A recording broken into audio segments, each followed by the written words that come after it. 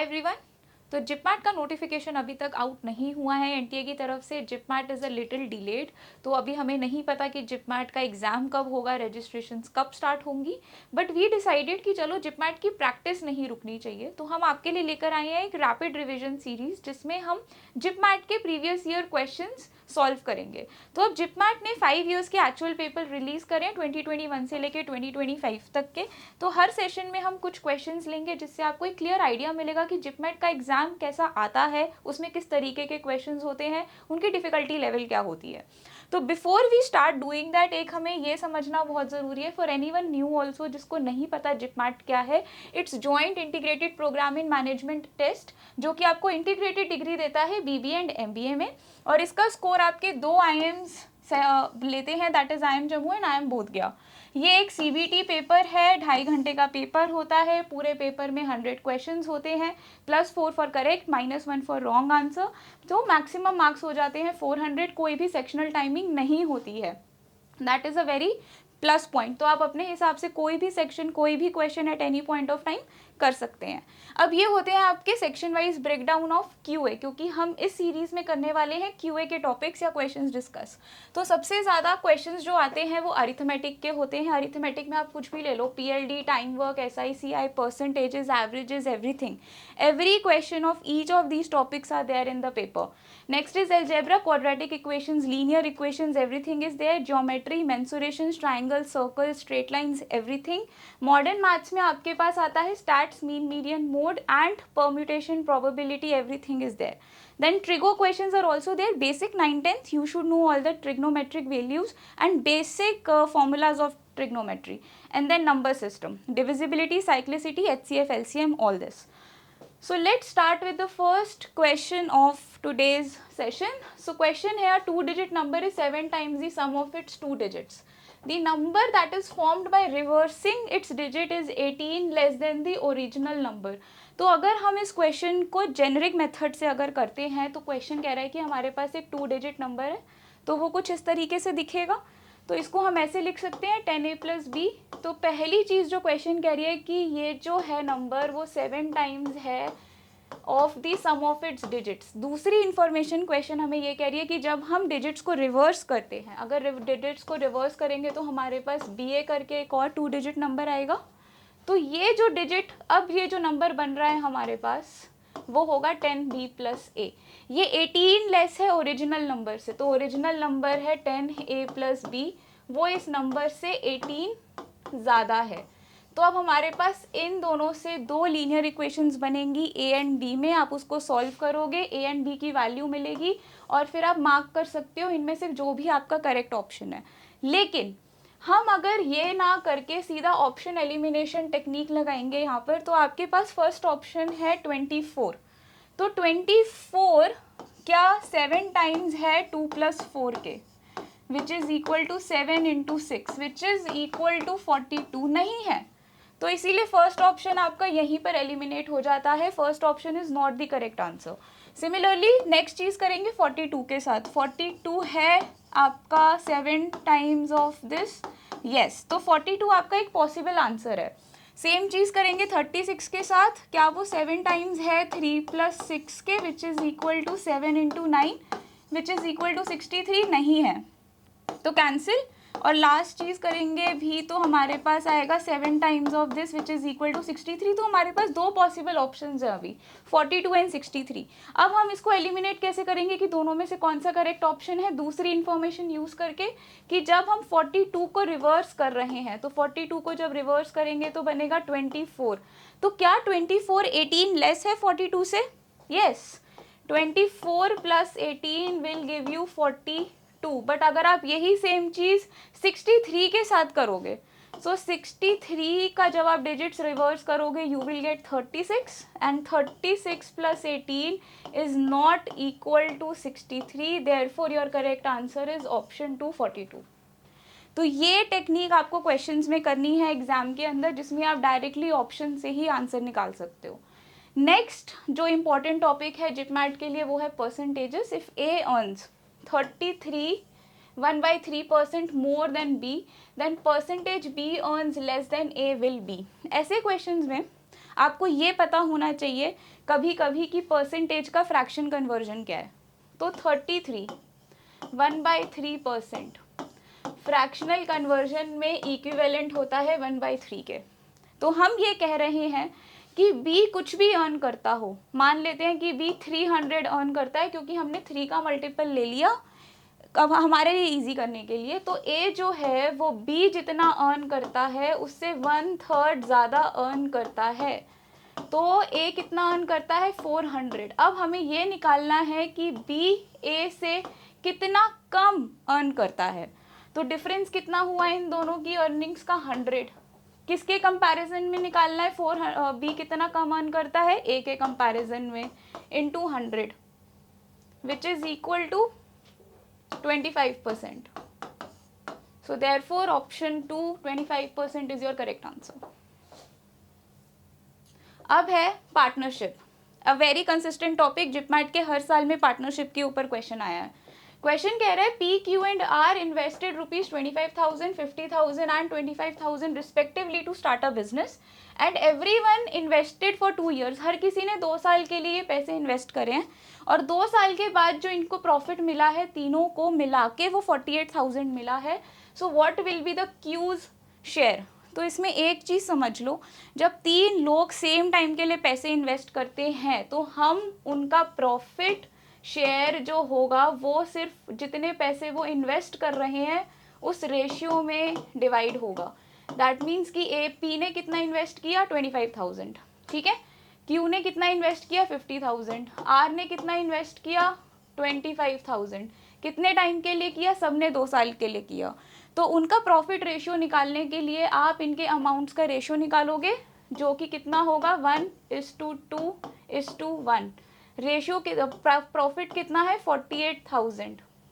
तो क्यू को कितना मिलेगा, क्यू का शेयर होगा 2/4 into which is equal to 48,000 into half which is equal to 24,000।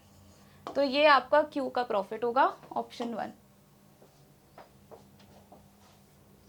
अब है ये सिंप्लीफिकेशन से ज़्यादा अलजेब्राइक फैक्टराइजेशन। इसको आपको नंबर्स को देखते ही नंबर्स को नहीं कैलकुलेट करना है, क्योंकि आप ध्यान से देखो नंबर्स एक पैटर्न में लिखे हुए हैं।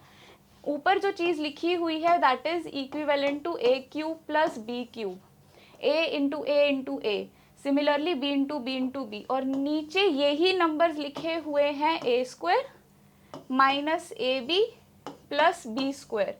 अब यहाँ पे लग रहा है अलजेब्राइक फैक्टराइजेशन। ये जो ऊपर है चीज़ इसका फॉर्मूला है which is equal to A plus B into A square plus B square minus A B. अब ये चीज़ आपको रखनी है याद, क्योंकि अब क्या होगा, ये वाला एक्सप्रेशन इसके साथ हो जाएगा कैंसिल। क्या बचेगा हमारे पास, सिर्फ a प्लस बी, जहाँ पर a क्या है हमारे पास, इधर इस वाले एक्सप्रेशन के हिसाब से 325 is your a and what is 175 that is equal to b। तो आपके पास आंसर आ जाएगा 325, b है आपके पास 175। So final answer is 325 plus 175 which is equal to 500, option 4। Okay. How many liters of water should be added to 30 liters mixture of milk and water containing milk and water in the ratio 7:3। अब हमें एक mixture दिया है जिसमें जो 30 litres है और उसमें मिल्क एंड वाटर का रेशियो भी हमें गिवन है। क्वेश्चन पूछ रहा है इसमें कितना लीटर पानी हम और ऐड करें सो दैट कि रिजल्टेंट मिक्सचर के अंदर 40% वाटर हो। तो रिजल्टेंट मिक्सचर के अंदर 40% वाटर होने का मतलब है कि बचा हुआ 60% क्या होना चाहिए, मिल्क होना चाहिए। दैट मीन्स जो भी रिजल्टेंट मिक्सचर होगा उसके अंदर मिल्क और वाटर का जो अपडेटेड कॉन्सेंट्रेशन का रेशियो होगा वो 6:4 होगा विच इज़ इक्वल टू 3:2। तो ये तो हो गई पहली चीज़। दूसरी चीज़ ये है कि अभी हमारे पास 30 लीटर्स का मिक्सचर है जिसमें हमारे पास जो मिल्क है वो 7 यूनिट्स है। So 30 into 7/10 which is equal to 21 litres, इतना तो मिल्क है। तो वाटर कितना हुआ हमारे पास 30 - 21, which is equal to 9 litres, इतना हमारे पास वाटर है। तो अभी हम ये निकालना है कि हम कितना और वाटर ऐड करें कि जो वाटर का कॉन्सेंट्रेशन है वो 40% हो। तो मिल्क में तो हम कुछ चेंज नहीं कर रहे हैं, और 30 लीटर्स ऑफ मिक्सचर में हम x लीटर्स वाटर ऐड कर रहे हैं। हमें x की वैल्यू चाहिए सच दैट ये जो आपके पास रेशियो है ये हो जाए 3:5। 3 units milk, total units is 5, तो 3/5। अब हमें बस यहाँ से x की वैल्यू निकालनी है, which is equal to 105 equals to 90। Cross multiplication कर रहे हैं, 90 plus 3x which is further equal to 15 equals to 3x, so x equals to 5। तो अगर हम 5 लीटर वाटर ऐड करेंगे इस मिक्सचर के अंदर तो वाटर की कॉन्सेंट्रेशन हो जाएगी 40%। Okay, next TSD। Two persons A and B start from same point to travel from Chandigarh to Ambala. So they both are starting from Chandigarh, उनको अम्बाला जाना है। डिस्टेंस जो है चंडीगढ़ और अम्बाला के बीच में it's given to us as 60 kilometres. Speed of A is 4 kilometers slower than B. When B reaches Ambala, starts back via same route without taking any rest and meets A who is still 12 kilometers away from Ambala. Find speed of A. तो पहले थोड़ा सा समझते हैं कि question क्या कह रहा है। ये एक पॉइंट है जो कि चंडीगढ़ का पॉइंट है, ठीक है, और ये दोनों ही जो लोग हैं ये चंडीगढ़ से निकले हैं अम्बाला जाने के लिए, और हमें डिस्टेंस दिया हुआ है चंडीगढ़ और अम्बाला के बीच में which is equal to 60 kilometres. Okay, अब नेक्स्ट चीज़ है कि ए और बी दोनों इधर से स्टार्ट कर रहे हैं, लेकिन ए की जो स्पीड है वो बी से कम है, तो बी पहले पहुंच जाएगा अम्बाला और ए उसके बाद आएगा। तो अब हमें सिनारियो क्या कह रहा है कि अगर b की स्पीड s है तो a की स्पीड है s-4, b से 4 किलोमीटर कम स्पीड है। तो पहली चीज़ तो ये, दोनों डिस्टेंस कितना ट्रैवल कर रहे हैं, सेम ट्रैवल कर रहे हैं, सेम रूट पे ट्रैवल कर रहे हैं। तो जब b अम्बाला पहुंच जाता है, मतलब b 60 किलोमीटर्स ट्रैवल कर चुका है, उसके बाद वो अम्बाला पर पहुंचने के बाद वापस चंडीगढ़ की तरफ आना शुरू करता है, तो वो ए से मिलता है जब वो 12 किलोमीटर अम्बाला से दूर होता है। दैट मीन्स वो ए से मिल रहा है कहीं 48 किलोमीटर जब ए ट्रैवल कर चुका है, और वो खुद 12 किलोमीटर ट्रैवल कर चुका है अम्बाला से। दैट मीन्स दोनों कब मिल रहे हैं, जब बी ने ट्रैवल किया है टोटल 72 किलोमीटर्स और ए ने कितना ट्रैवल किया है 48 किलोमीटर्स, और दोनों ने ये डिस्टेंस अपनी अपनी स्पीड के साथ सेम टाइम में ट्रैवल किया है। तो अब हम यहाँ से इक्वेशन बना सकते हैं, ए ने 48 किलोमीटर ट्रैवल किया s-4 स्पीड पे टी टाइम में, और बी ने ट्रैवल किया 72 किलोमीटर एस स्पीड से सेम टाइम में। अब हम यहाँ से निकाल सकते हैं एस की value. So 48s equals to 70, नहीं एक सेकेंड, यहाँ पे आएगा 48s, 72s minus 72 into 4 which is 280 minus 8, ठीक है। तो अब ये चीज़ जाएगी इधर 288, this is equal to 72 minus 48s, तो ये क्या है, this is equal to 14s and this is 288 equal to 50, 60, 70, this is 24s। तो अब हम इसको सिंप्लीफाई करते हैं, ये 6 से कैंसिल हो जाएगा, ये कैंसिल होगा, 6 से आएगा 4, 24, 48, 7, 8, 48, फिर ये कैंसिल होगा 12। तो फाइनली जो s की वैल्यू आ रही है हमारे पास, that is coming out to be 12 kilometre per hour. हमें क्या पूछा गया है कि हमें निकालनी है स्पीड ऑफ ए, तो वो 4 कम है इससे, तो ए की स्पीड है 8 kilometre per hour. So therefore option 2 is your correct answer. Okay, percentages, very popular topic in JIPMAT. एक या फिर एक से ज़्यादा क्वेश्चन, कभी कभी 3 क्वेश्चन भी आपको मिल सकते हैं जिपमैट में। The population of a village is 5000। If in a year number of males were to increase by 5%, mails की पॉपुलेशन 5% से इंक्रीज कर रही है हर साल, और फीमेल्स की पॉपुलेशन 3% से एनुअली इंक्रीज कर रही है, such that the population would grow to 5202, मतलब 5000 थी दोनों की 5% और 3% रिस्पेक्टिवली पॉपुलेशन ग्रो करी और अब वो हो चुकी है 5202। इसका मतलब मैं ये कह सकती हूँ कि पहले मेल्स m थे, फीमेल्स f थी और दोनों की मिला के पॉपुलेशन थी 5000। उसके बाद मेल्स में इंक्रीज हुआ 5% का और फीमेल्स में इंक्रीज हुआ 3% का, मिला के कितने पॉपुलेशन हो गई अब 5202। तो अगर हम इन दो इक्वेशंस को सब्ट्रैक्ट कर देते हैं तो हम क्या ये चीज़ कह सकते हैं कि मेल्स का 5% इंक्रीज और फीमेल्स का 3% जो है दैट इज इक्वल टू 202। जो बस पार्ट इंक्रीज हुआ है वो इस वैल्यू के इक्वल है। तो अब आपको क्या करना है, क्वेश्चन ये पूछ रहा है if m is the number of males and f is the number of females in the village then what is the value of m and f। तो अब हम इस क्वेश्चन को दोबारा ऑप्शंस की हेल्प से करेंगे। इसमें हम ये देखेंगे कि ये सारी है आपके पास m की वैल्यूज़, ये हैं सारी f की वैल्यूज़। इसमें से ऐसा कौन सा ऑप्शन है जिसमें अगर मैं m की वैल्यू को 5% से बढ़ाऊँ या फिर जिसका मैं 5% कैलकुलेट करूँ और फीमेल्स का अगर मैं 3% कैलकुलेट करूँ तो जो सम आएगा वो 202 के इक्वल आएगा। दैट्स इट, सिर्फ ये करना है। तो फर्स्ट ऑप्शन में देखते हैं। फर्स्ट ऑप्शन में m की वैल्यू है 3000, इसका 5% कितना है, इसका 5% है 150। फीमेल्स की वैल्यू है 2000, इसका 3% कितना है, इसका 3% होगा आपका 60। तो टोटल कितना हो गया इन दोनों का 210 which is not equal to 202। तो फर्स्ट ऑप्शन तो आपका नहीं हो सकता सही। सेम चीज़ करेंगे सेकेंड ऑप्शन के साथ।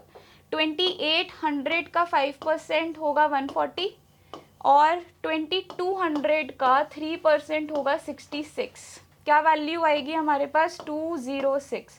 Again this is not equal to 202, हटा दो।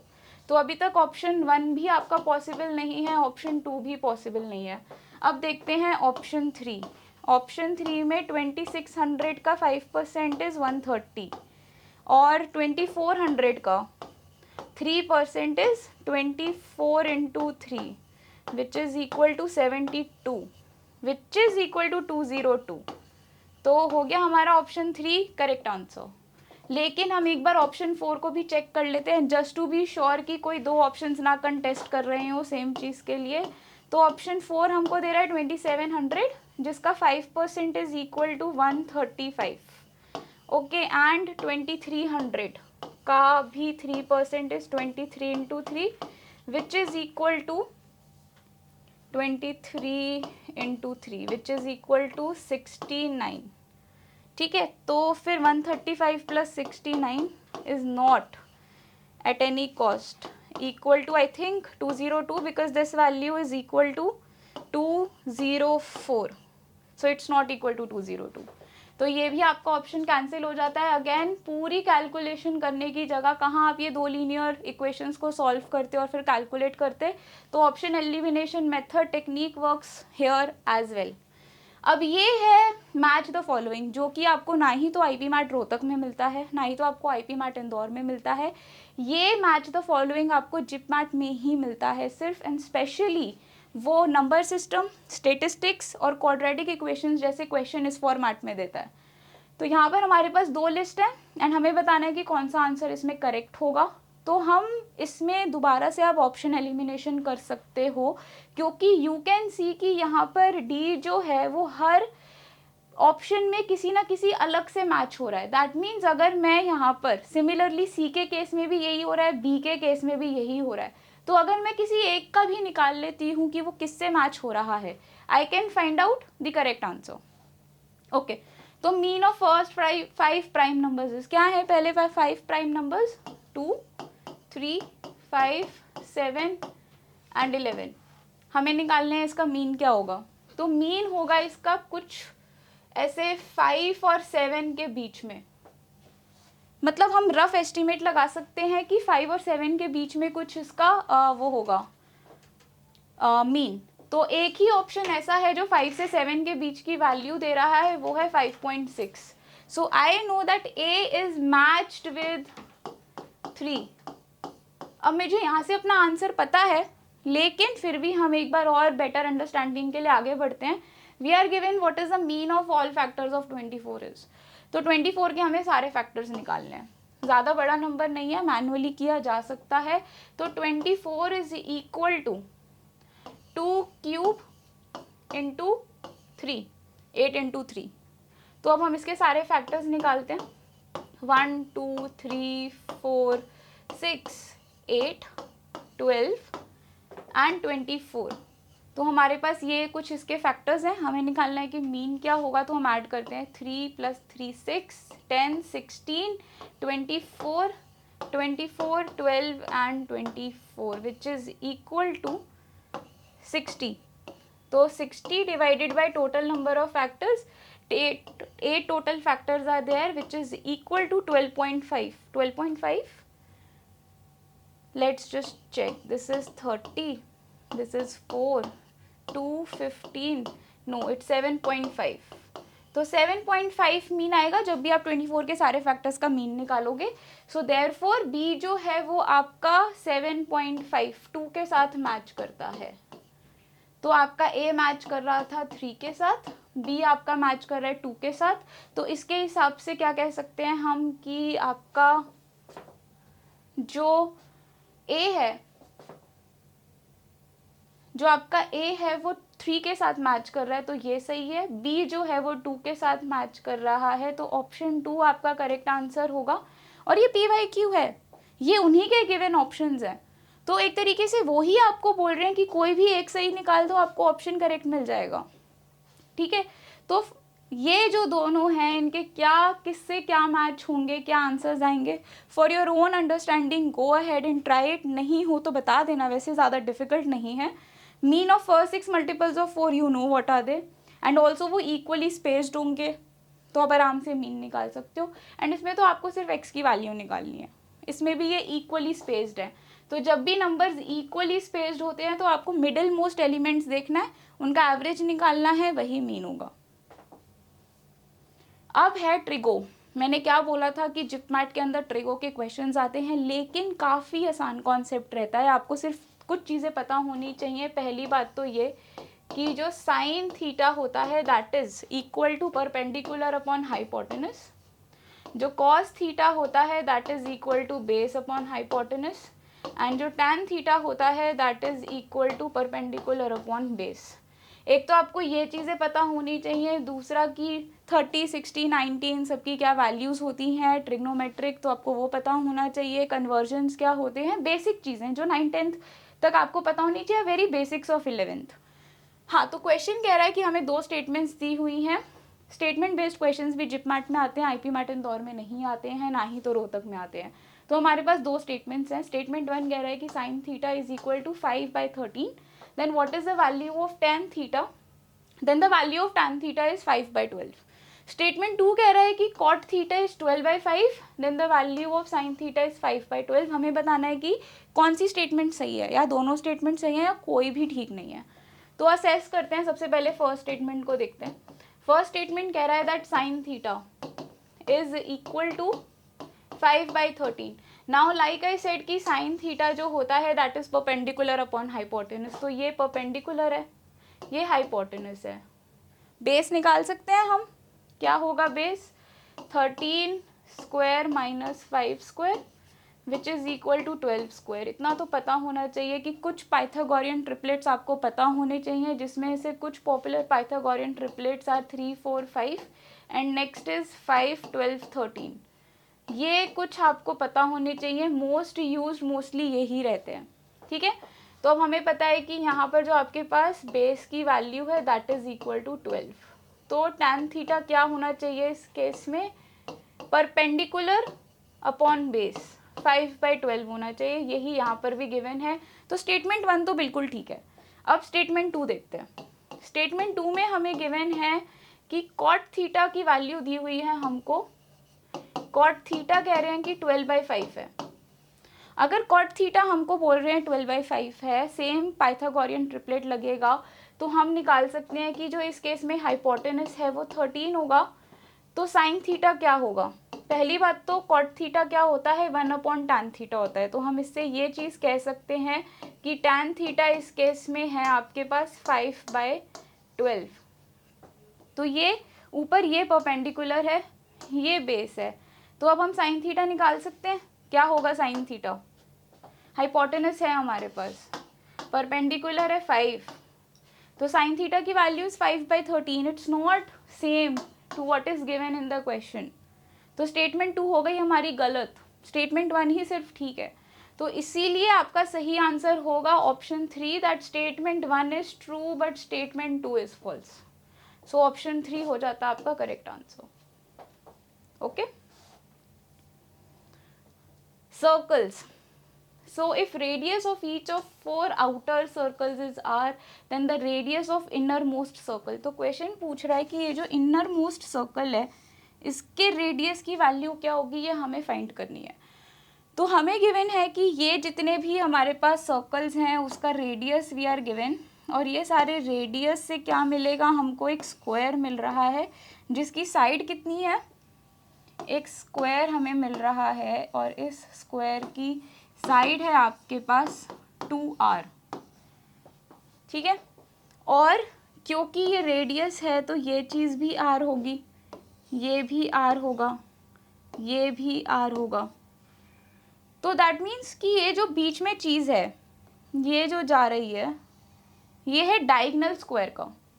तो अगर मैं डायगोनल निकाल लूँ स्क्वायर का और उसमें से मैं 2r सब्ट्रैक्ट कर दूँ, तो मेरे पास डायमीटर आ जाएगा इनर सर्कल का, और डायमीटर आ गया तो रेडियस आ जाएगा। So that's it, that's what we want. तो हमारे पास क्योंकि स्क्वायर की साइड है 2r, तो डायगोनल कैसे निकालेंगे, हम निकालेंगे पाइथागोरस से, which is equal to under root of 2r square plus 2r square, ठीक है, which is equal to what, 2 × 4r square which is 2r root 2। ये होता है आपका स्क्वायर का डायगोनल। तो अब डायगोनल में से अगर मैं 2r अंडर रूट 2 में से सब्ट्रैक्ट कर देते हैं हम 2r, तो हमारे पास आ जाएगा diameter of inner circle. Inner circle का आ गया हमारे पास डायमीटर, तो हम इसमें से 2r नहीं, रूट क्या, ये तो गलत है, छोड़ दो। हाँ, तो रूट 2r कॉमन निकाल लिया, रूट 2 - 1। अब ये तो है हमारे पास डायमीटर, हमें क्या चाहिए, रेडियस चाहिए। रेडियस के लिए क्या करना होगा, हमें डायमीटर को डिवाइड बाय 2 करना होगा। तो radius of the inner most circle is equal to 2r root 2 - 1 divide by 2, cancel r root 2 - 1। So option कौन सा मैच कर रहा है इस चीज़ से, हमारा option 3। So option 3 root 2 - 1 × r becomes your correct answer. With this, इसमें अधिकतर क्वेश्चंस जो थे आपके 2022 जिपमैट प्रीवियस ईयर क्वेश्चन के पेपर के थे। तो इसी तरीके से हम बाकी सेशंस में, आज तो क्योंकि हमने स्टार्टिंग में थोड़ा ओवरव्यू भी देखा था जिपमैट का, इसीलिए हमने 10 ही क्वेश्चंस रखे हैं। विद एवरी सेशन हम थोड़े से क्वेश्चन बढ़ाएंगे PYQs, क्योंकि अभी हमारे पास टाइम है। जिपमैट जून फर्स्ट वीक या मई लास्ट वीक या प्रॉबेबली जून सेकेंड वीक तक भी जा सकता है। तो अभी हमारे पास काफ़ी टाइम है प्रेप का, इसलिए हम आराम से डिटेल्ड तरीके से सारे क्वेश्चंस को डिस्कस करेंगे। उनमें जो भी टेक्निक लग रही होगी, कोई भी शॉर्टकट मेथड, कोई भी किसी भी तरीके का आपका ऑप्शन एलिमिनेशन टेक्निक कुछ भी लग रहा होगा, हम इन सेशंस में डिस्कस करेंगे। So don't miss it. अगर आपका कोई भी डाउट हो, कुछ भी हो, तो आप पूछ सकते हो, कोई दिक्कत नहीं है। तो मिलते रहेंगे नेक्स्ट सेशंस में with more PYQs। Thank you everyone.